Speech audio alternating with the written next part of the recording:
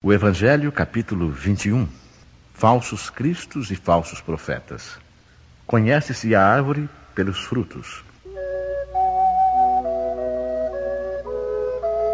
Porque não é boa árvore a que dá maus frutos, nem má árvore a que dá bons frutos. Porquanto cada árvore é conhecida pelo seu fruto. Porque nem os homens colhem figos de espinheiros, nem dos abrolhos vindimam uvas. O homem bom, do bom tesouro do seu coração, tira o bem. E o homem mau, do mau tesouro, tira o mal. Porque do que está cheio o coração, disso é que fala a boca. Guardai-vos dos falsos profetas que vêm a vós com vestidos de ovelhas, e por dentro são lobos roubadores. Pelos seus frutos os conhecereis. Porventura os homens colhem uvas dos espinheiros ou figos dos abrolhos? Assim, toda árvore boa dá bons frutos, e a árvore má dá maus frutos. Não pode a árvore boa dar maus frutos, nem a árvore má dar bons frutos. Toda árvore que não dá bons frutos será cortada e lançada no fogo. Assim, pois, pelos seus frutos os conhecereis. Vede, não vos engane alguém, porque virão muitos em meu nome dizendo: Eu sou o Cristo, e enganarão a muitos. E levantar-se-ão muitos falsos profetas, e enganarão a muitos. E porquanto multiplicar-se-á a iniquidade, se resfriará a caridade de muitos. Mas o que perseverar até o fim, esse será salvo. Então, se alguém vos disser: Olhai, aqui está o Cristo, ou ei-lo acolá, não lhe deis crédito. Porque se levantarão falsos cristos e falsos profetas, que farão grandes prodígios e maravilhas tais, que, se fora possível, até os escolhidos se enganariam. Missão dos profetas. Atribui-se geralmente aos profetas o dom de revelar o futuro, de maneira que as palavras profecia e predição se tornaram sinônimas. No sentido evangélico, a palavra profeta tem uma significação mais ampla, aplicando-se a todo enviado de Deus com a missão de instruir os homens e de lhes revelar as coisas ocultas, os mistérios da vida espiritual. Um homem pode, portanto, ser profeta sem fazer predições. Essa era a ideia dos judeus no tempo de Jesus. Eis porque, ao ser levado perante o sumo sacerdote Caifás, os escribas e os anciãos que estavam ali reunidos lhe cuspiram no rosto e lhe deram socos e bofetadas, dizendo: Cristo profetiza e dize quem foi que te bateu. Houve profetas, entretanto, que tiveram a presciência do futuro, seja por intuição ou por revelação providencial, a fim de transmitirem advertências aos homens. Como essas predições se realizaram, o dom de predizer o futuro foi considerado como um dos atributos da qualidade de profeta. Prodígios dos falsos profetas. Porque se levantarão falsos cristos e falsos profetas, que farão prodígios e sinais espantosos, para enganarem até mesmo os escolhidos. Essas palavras dão o verdadeiro sentido da palavra prodígio. Na acepção teológica, os prodígios e os milagres são fenômenos excepcionais que escapam às leis da natureza. Estas leis, tendo sido estabelecidas exclusivamente por Deus, não há dúvida que podem ser derrogadas por Ele, quando lhe aprouver. O simples bom senso nos diz, porém, que Ele não pode haver conferido a seres inferiores e perversos um poder igual ao seu, e menos ainda o direito de desfazerem o que Ele fez. Jesus não podia consagrar esse princípio. Se acreditarmos, portanto, segundo o sentido que se atribui àquelas palavras, que o espírito do mal tem o poder de fazer tais prodígios, que até mesmo os escolhidos seriam enganados, disso resultaria que, podendo ele fazer o mesmo que Deus faz, Os prodígios e os milagres não são privilégio exclusivo dos enviados de Deus, e por isso nada provam, desde que nada distingue os milagres dos santos dos milagres dos demônios. É, pois, necessário buscarmos um sentido mais racional para aquelas palavras. Aos olhos do povo, todo fenômeno cuja causa é desconhecida passa por sobrenatural, maravilhoso e miraculoso. Conhecida a causa, reconhece-se que o fenômeno, por mais extraordinário que pareça, não é mais do que a aplicação de uma determinada lei da natureza. É assim que a área dos fatos sobrenaturais se restringe à medida que se amplia a das leis científicas.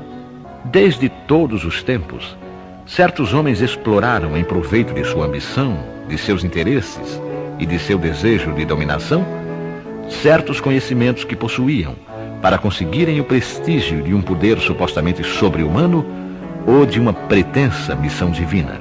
São esses os falsos cristos e os falsos profetas. A difusão dos conhecimentos vem desacreditá-los, de maneira que o seu número diminui à medida que os homens se esclarecem.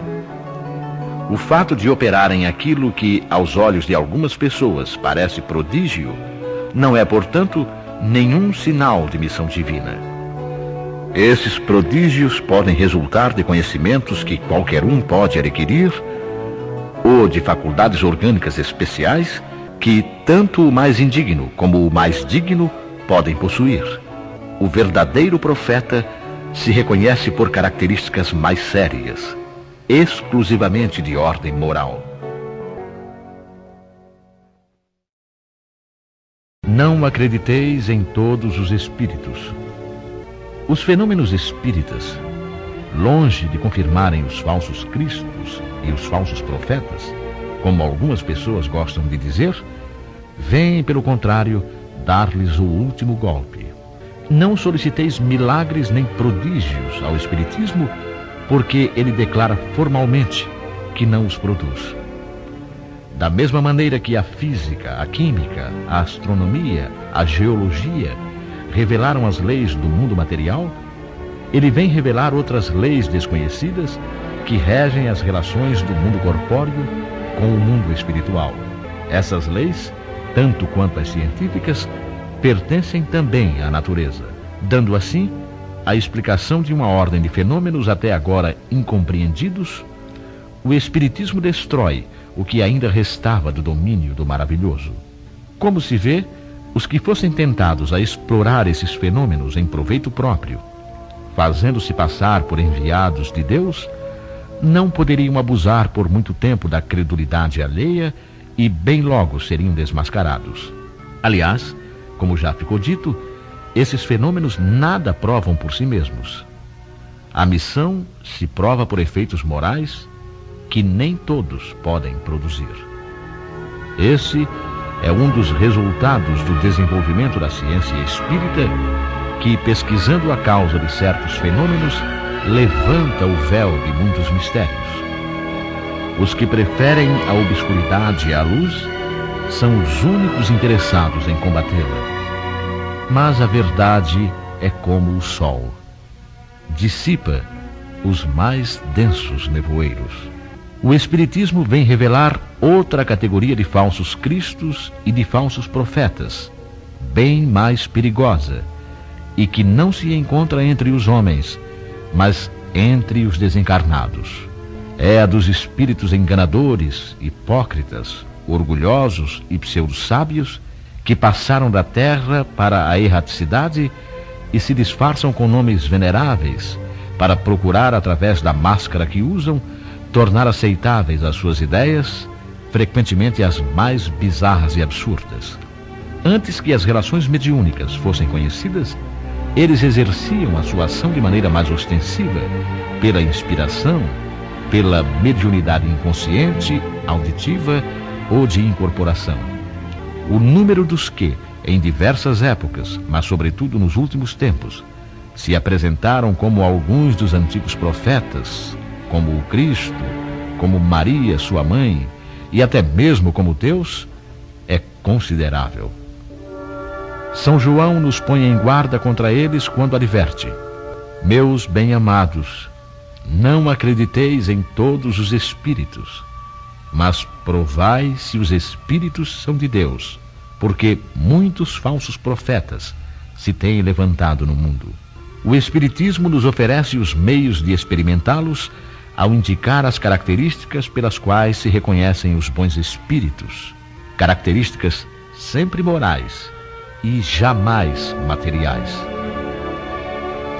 É sobretudo ao discernimento dos bons e dos maus espíritos que podemos aplicar as palavras de Jesus: reconhece-se a árvore pelos seus frutos.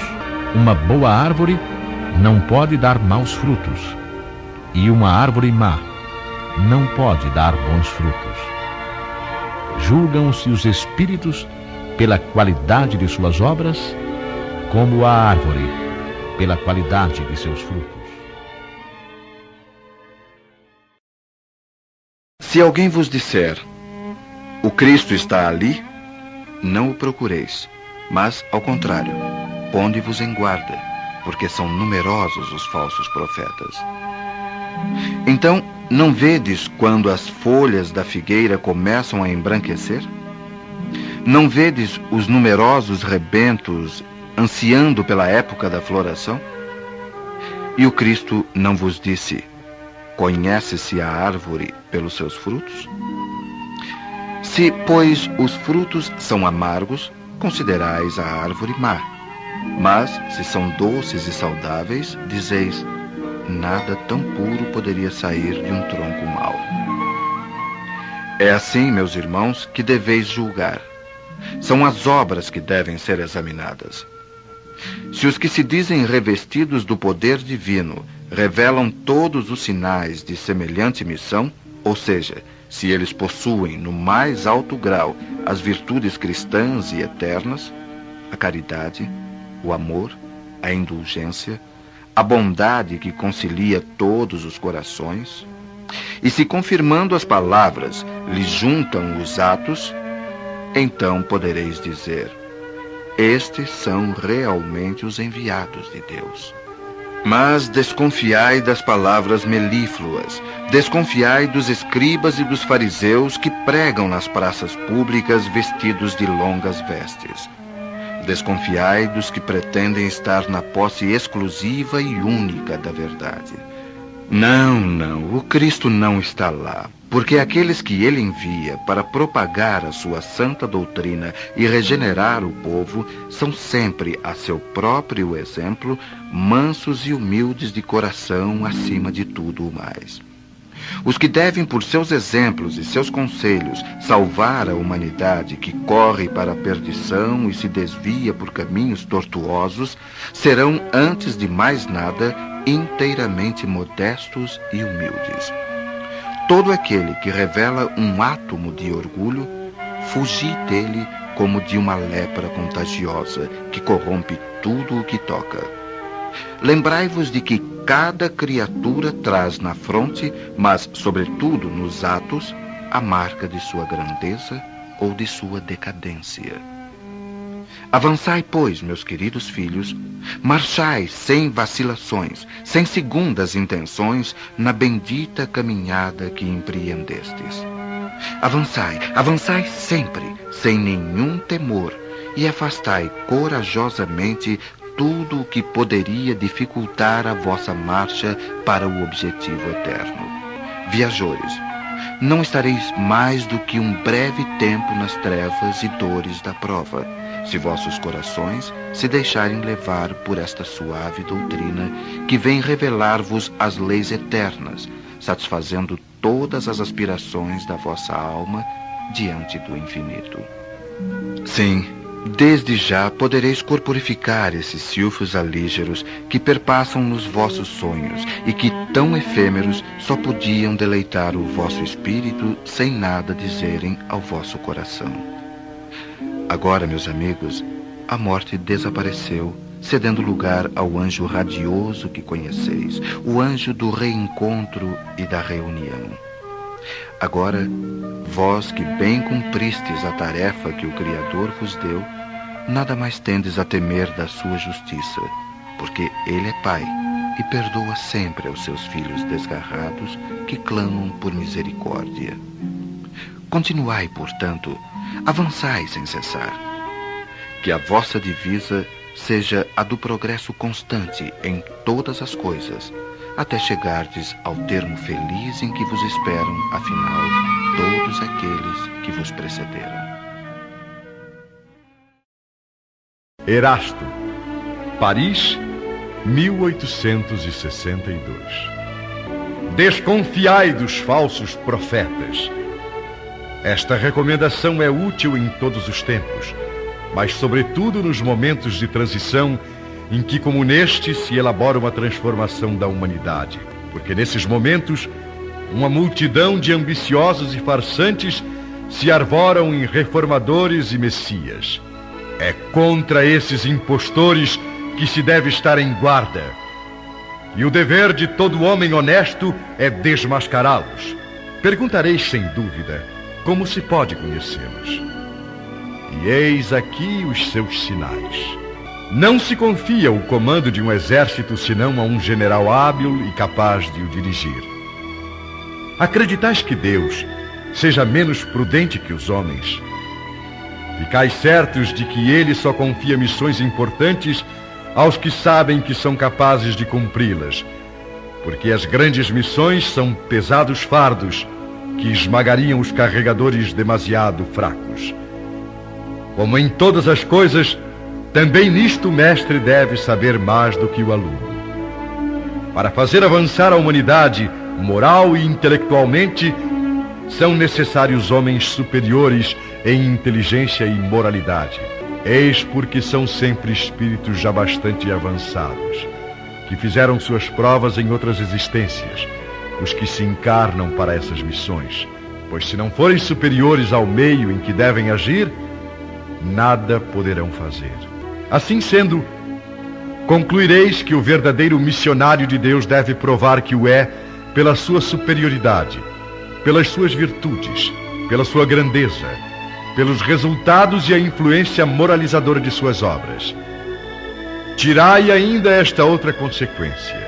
Se ele estiver pelo seu caráter, pelas suas virtudes, pela sua inteligência, abaixo do papel que se arroga ou do personagem cujo nome utiliza, não passa de um farsante de baixa classe que não sabe sequer imitar o seu modelo. Outra consideração a fazer é a de que a maior parte dos verdadeiros missionários de Deus ignoram que o sejam. Realizam aquilo para que foram chamados graças ao poder do seu próprio gênio, secundados pelo poder oculto que os inspira e os dirige à sua revelia, e sem que o tivessem premeditado. Numa palavra, os verdadeiros profetas se revelam pelos seus atos e são descobertos pelos outros, enquanto os falsos profetas se apresentam por si mesmos como enviados de Deus. Os primeiros são humildes e modestos. Os segundos, orgulhosos e cheios de si, falam com arrogância e, como todos os mentirosos, parecem sempre receosos de não serem aceitos. Já se viram desses impostores apresentar-se como apóstolos do Cristo, outros como o próprio Cristo. Para a vergonha da humanidade, encontraram pessoas bastante crédulas para aceitarem as suas imposturas. Uma observação bem simples, entretanto, bastaria para abrir os olhos aos mais cegos. Se o Cristo reencarnasse na Terra, o faria com todo o seu poder e todas as suas virtudes, a menos que se admita, o que seria absurdo, que ele houvesse degenerado. Ora, da mesma maneira que se tirarmos a Deus um dos seus atributos, já não teremos Deus, se tirarmos uma só das virtudes do Cristo, não mais o teremos. Esses que se apresentam como o Cristo revelam todas as suas virtudes? Eis a questão. Observai-os, sondai-lhes os pensamentos e os atos, e verificareis que lhes faltam, sobretudo, as qualidades distintivas do Cristo. A humildade e a caridade, enquanto lhes sobram as que ele não tinha. a cupidez e o orgulho. Notai ainda que neste momento existem, em diversos países, muitos pretensos cristos, como há também numerosos e pretensos Elias, supostos São João ou São Pedro, e que necessariamente não podem ser todos verdadeiros. Podeis estar certos de que são exploradores da credulidade, que acham cômodo viver às expensas daqueles que lhes dão ouvidos. Desconfiai, portanto, dos falsos profetas, sobretudo numa época de renovação, porque muitos impostores se apresentarão como enviados de Deus. São os que buscam uma vaidosa satisfação sobre a terra, mas podeis estar certos de que uma terrível justiça os espera. Os falsos profetas da erraticidade. Erasto, discípulo de São Paulo, 1862. Os falsos profetas não existem apenas entre os encarnados, mas também e muito mais numerosos entre os espíritos orgulhosos que, fingindo amor e caridade, semeiam a desunião e retardam o trabalho de emancipação da humanidade, impingindo-lhe os seus sistemas absurdos através dos médiuns que os servem. Esses falsos profetas, para melhor fascinar os que desejam enganar e para dar maior importância às suas teorias, disfarçam-se inescrupulosamente com nomes que os homens só pronunciam com respeito. São eles que semeiam os germes das discórdias entre os grupos, que os levam a isolar-se uns dos outros e a se olharem com prevenções. Bastaria isso para os desmascarar, porque assim agindo, eles mesmos oferecem o mais completo desmentido ao que dizem ser. Cegos, portanto, são os homens que se deixam enganar de maneira tão grosseira. Mas há ainda muitos outros meios de os reconhecer. Os espíritos da ordem a que eles dizem pertencer devem ser não somente muito bons, mas também eminentemente racionais. Pois bem, passai os seus sistemas pelo crivo da razão e do bom senso e vereis o que restará. Então, concordareis comigo em que sempre que um espírito indicar como remédio para os males da humanidade ou como meios de realizar a sua transformação medidas utópicas e impraticáveis, pueris e ridículas, ou quando formula um sistema contraditado pelas mais corriqueiras noções científicas, só pode ser um espírito ignorante e mentiroso. Por outro lado, lembrai-vos de que se a verdade nem sempre é apreciada pelos indivíduos, sempre o é pelo bom senso das massas. E isso também constitui um critério. Se dois princípios se contradizem, tereis a medida do valor intrínseco de ambos, observando qual deles encontra mais repercussão e simpatia. Com efeito, seria ilógico admitir que uma doutrina cujo número de adeptos diminui seja mais verdadeira que a outra cujo número aumenta. Deus, querendo que a verdade chegue a todos, não a confina num círculo restrito, mas a faz surgir em diferentes lugares, a fim de que por toda parte a luz se apresente ao lado das trevas. Repeli impiedosamente todos esses espíritos que se manifestam como conselheiros exclusivos, pregando a divisão e o isolamento. São quase sempre espíritos vaidosos e medíocres que tentam impor-se a pessoas fracas e crédulas, prodigalizando-lhes louvores exagerados a fim de fasciná-las e dominá-las. São geralmente espíritos sedentos de poder, que, tendo sido déspotas no lar ou na vida pública, quando vivos, ainda querem vítimas para tiranizar depois da morte. Em geral, portanto, desconfiai das comunicações que se caracterizam pelo misticismo e a extravagância, ou que prescrevem cerimônias e práticas estranhas. Há sempre, nesses casos, um motivo legítimo de desconfiança. Lembrai-vos ainda de que quando uma verdade deve ser revelada à humanidade, ela é comunicada, por assim dizer, instantaneamente a todos os grupos sérios que possuem médios sérios, e não a este ou aquele com exclusão dos outros. Ninguém é médium perfeito se estiver obsedado, e há obsessão evidente quando um médium só recebe comunicações de um determinado espírito, por mais elevado que este pretenda ser. Em consequência, todo médium e todo grupo que se julguem privilegiados em virtude de comunicações que só eles podem receber e que, além disso, se sujeitam a práticas supersticiosas, encontram-se indubitavelmente sob uma obsessão bem caracterizada. Sobretudo quando o espírito dominante se vangloria de um nome que todos, espíritos e encarnados, devemos honrar e respeitar, não deixando que seja comprometido a todo instante. É incontestável que, submetendo-se ao cadinho da razão e da lógica, todas as observações sobre os espíritos e todas as suas comunicações, será fácil rejeitar o absurdo e o erro. Um médium pode ser fascinado e um grupo enganado, mas o controle severo dos outros grupos, com o auxílio do conhecimento adquirido e a elevada autoridade moral dos dirigentes de grupos, as comunicações dos principais médiuns, marcados pelo cunho da lógica e da autenticidade dos espíritos mais sérios, rapidamente farão desmascarar esses ditados mentirosos e astuciosos, procedentes de uma turba de espíritos mistificadores ou malfazejos. Isto diz o Senhor dos Exércitos: não queirais ouvir as palavras dos profetas, que vos profetizam e vos enganam. Falam as visões dos seus corações, não da boca do Senhor. Dizem àqueles que me blasfemam: o Senhor o disse, vós tereis a paz.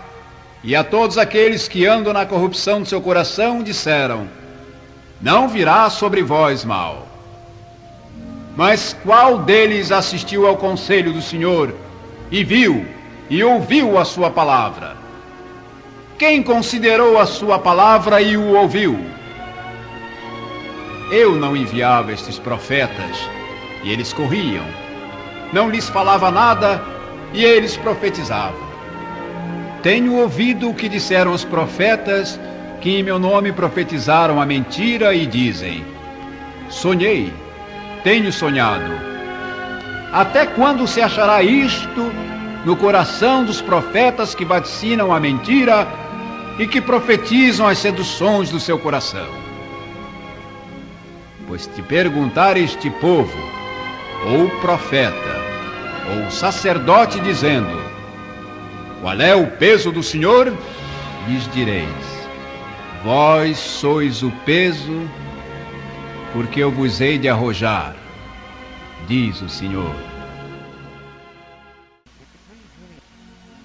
É sobre esta passagem do profeta Jeremias que quero vos entreter, meus amigos. Deus, falando pela sua boca, disse: é a visão do seu coração que os faz falar. Essas palavras indicam claramente que, já naquela época, os charlatães e os vaidosos abusavam do dom de profecia e o exploravam. Abusavam, portanto, da fé simples e quase cega do povo, predizendo por dinheiro coisas boas e agradáveis. Essa espécie de embuste estava bastante generalizada entre os judeus, e é fácil compreender que o pobre povo, em sua ignorância, estava impossibilitado de distinguir os bons dos maus, e era sempre mais ou menos enganado pelos impostores ou fanáticos que se diziam profetas. Nada é mais significativo do que estas palavras: eu não enviava estes profetas e eles corriam. Não lhes falava nada e eles profetizavam.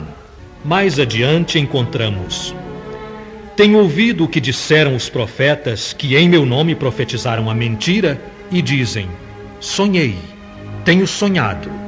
Indicava assim um dos meios então empregados para explorar a confiança do povo. A multidão, sempre crédula, não pensava em lhes contestar a veracidade dos sonhos ou das visões, porque achava tudo muito natural e convidava sempre os profetas a falarem. Depois das palavras do profeta, ouvi os sábios conselhos do apóstolo São João, quando diz: não creiais em todos os espíritos, mas provai se os espíritos são de Deus. Porque entre os invisíveis há também os que se comprazem em enganar, quando encontram oportunidade. Os enganados são, bem entendido, os médios que não tomam as necessárias precauções. Temos nisto, sem dúvida, um dos maiores escolhos, contra o qual muitos se chocam, sobretudo quando são novatos no espiritismo. É uma prova de que não podem triunfar, senão com muita prudência. Aprendei, pois, antes de tudo, a distinguir os bons dos maus espíritos, para não vos tornardes vós mesmos em falsos profetas.